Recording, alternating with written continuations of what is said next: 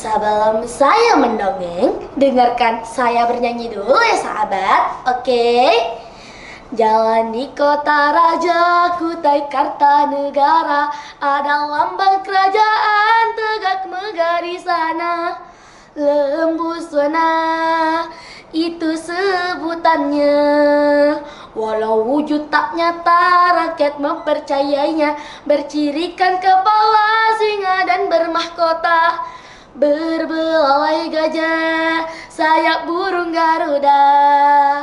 Dari lagu tadi, kira-kira saya mau cerita tentang apa ya sahabat? Jadi, saya akan bercerita tentang Lembuswana, sang penjaga Sungai Mahakam dan Tanah Kutai. Bersiaplah, cerita akan segera dimulai. Jeng jeng jeng jeng. Dahulu kala, jauh sebelum kerajaan besar berdiri di Tanah Kutai, hiduplah sepasang suami istri petinggi kampung hulu dusun yang sudah lama menginginkan seorang buah hati.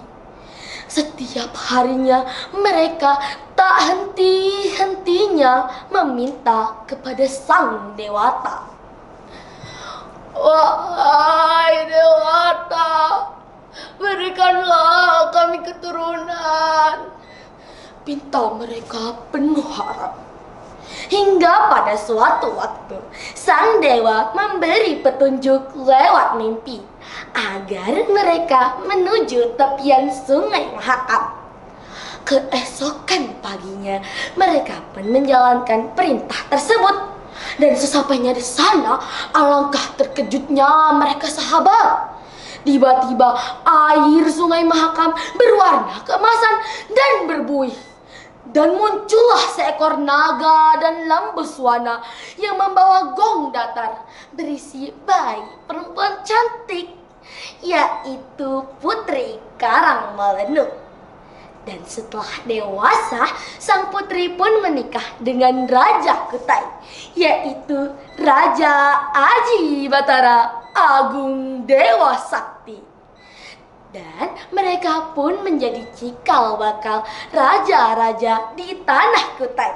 Salah satu keturunannya adalah Raja Besar Mula Warman. Raja Mula Warman pun tumbuh menjadi dewasa dan memimpin kerajaan Martadipura. Ia terkenal memiliki sifat yang baik hati, pemberani, bijaksana, dan mencintai rakyat dan alamnya. Ia juga menjalin persahabatan baik dengan Lembuswana. Tak jarang mereka terbang bersama memantau kerajaan Martadipura. Silahkan naik, Baginda, ucap Lembuswana. Terima kasih, Lembuswana, ucap Raja Mula Warman sambil menaiki tubuh Lembuswana.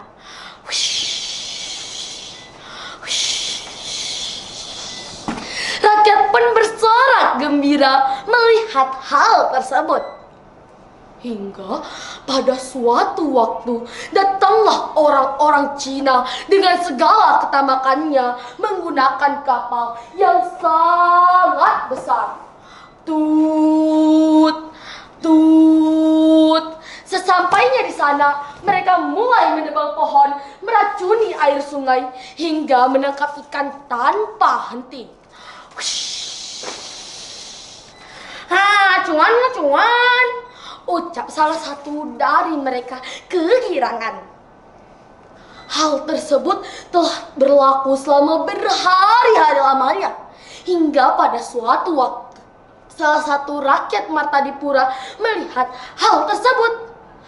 Dia pun langsung segera melapor kepada Raja Mula Warman.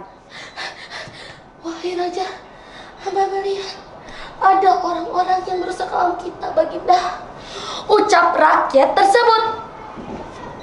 Tenanglah rakyatku, aku akan segera menegur mereka, ucap Raja Mula Warman.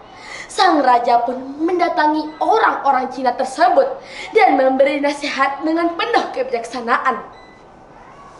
Hentikan perbuatanmu sekarang. Kau telah merusak alam kami. Ucap Raja Mula Warman. Hanya Raja, kekayaan alam di sini kan banyak. Bagi-bagi loh sama kami. Jangan pelit-pelit ah. Ucap salah satu dari mereka meremehkan. Sahabat, sekeras apapun Raja Mula Warman mengingatkan mereka, mereka tetap tidak menghiraukannya. Akhirnya Raja Mula Warman pun pergi ke tepian sungai Mahakam dan memanggil sahabatnya Lembuswana. Wahai Lembuswana, tolong keluar dan bantulah kami untuk mengusir orang-orang tamak itu. Pinta Raja Mula Warman penuh harap. Akhirnya sahabat, langit yang awalnya cerah berubah menjadi gelap. Petir pun menyambar. Jedar, jedar. Ombak besar pun bergulung dengan dahsyat. Lembuswana pun muncul ke daratan dan mengibaskan sayapnya. Melihat hal tersebut, orang-orang Cina itu panik. Kocar kacir menyelamatkan diri mereka menuju kapal besar mereka. Namun nahas, mereka lenyap tenggelam oleh keganasan ombak sungai Mahakam. Boom. Setelah kejadian itu, rakyat Martadipura pun semakin menghormati keberadaan Lembuswana. Tak lupa mereka juga menjaga kelestarian bumi Kutai dan sungai Mahakam. Jadi teman-teman, pesan moral dari cerita ini adalah alam akan menjaga kita apabila kita menjaga alam. Kerakusan bisa membawa kehancuran, namun kasih dan keseimbangan bisa membawa kemakmuran. Demikian dan dadah sahabat.